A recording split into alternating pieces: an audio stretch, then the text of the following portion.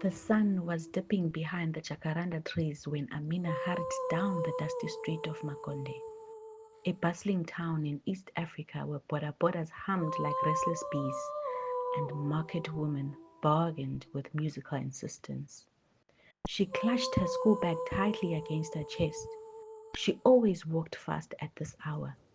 She never wanted to be late, not because anyone at home worried, but because being late meant waking her father's anger.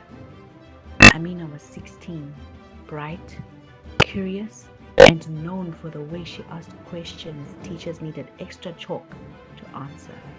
But at home, her intelligence was stubbornness, and her questions were disrespect. Her father, Bwana Sefu, was a man the neighborhood respected, loudly in public, silent in private. He was known to stand tall at community meetings, talking about discipline and tradition. But inside the family's home, his discipline came with fists, his tradition with terror.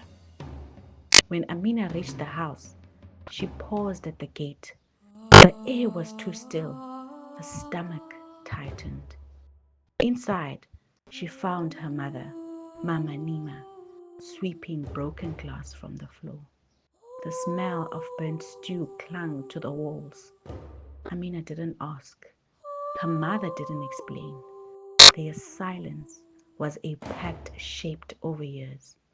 Go wash your face, Mtoto, her mother whispered. Amina touched her cheek, only then noticing she had been crying on the way home without realizing it. At school, Amina felt like a different person. Her favorite teacher, Madam Gendi, encouraged open conversations about the world, about rights, dignity, and courage. She often said, silence protects the abuser, not the abused.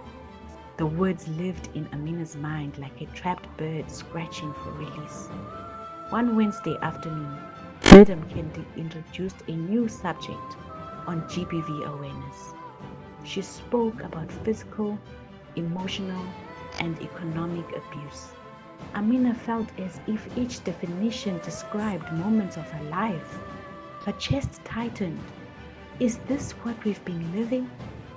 Abuse? Amina felt guilt, shame, anger, and then a spark. That Friday evening, her father arrived home drunk.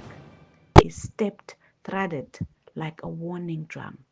Amina froze. Her mother shuffled in front of her instinctively, like she always did. But this time was different.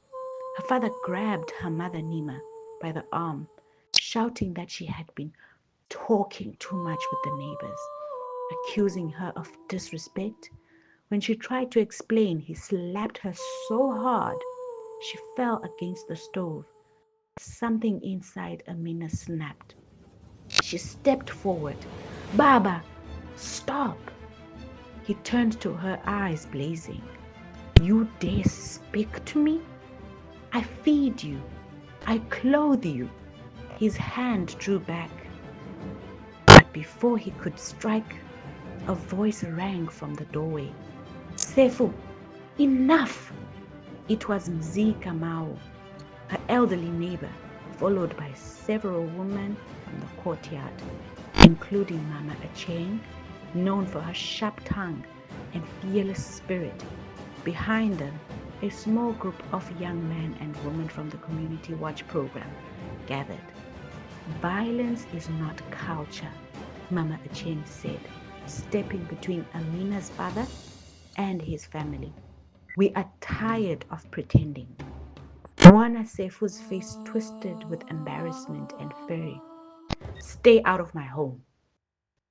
It stopped being your private home when you turned it into a battleground. Mzee Mao replied calmly. The next morning, the community group came back, this time with a trained social worker, a police officer, and a local women's rights advocate. They talked to Mama Nima privately, then to Amina. For the first time, someone asked them, Do you feel safe here? Amina expected her mother to whisper the usual, "We'll manage." But Mama Nima surprised her.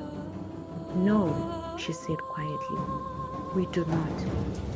The police officer insisted Wanase will undergo counseling and issued a warning.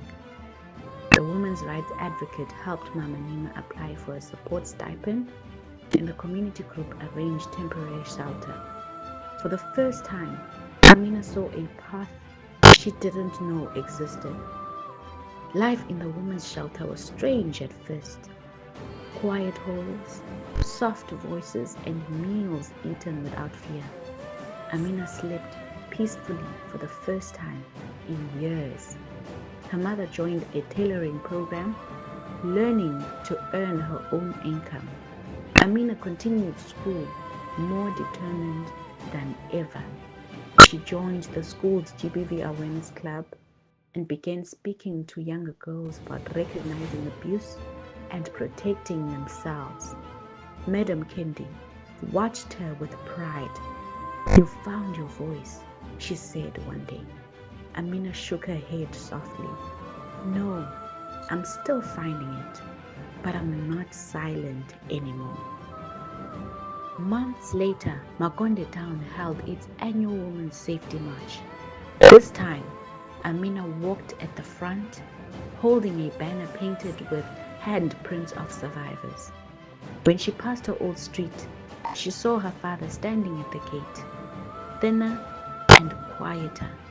He looked away, ashamed, perhaps even healing in his own slow, stumbling way. Amina didn't hate him, but she didn't fear him anymore.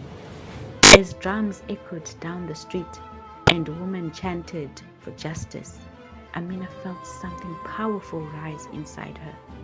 Not anger, not revenge, strength. A river of voices flowed around her. Voices refusing silence, refusing shame. Voices like hers. And for the first time, Amina knew this was not just her story. This was a movement, a beginning.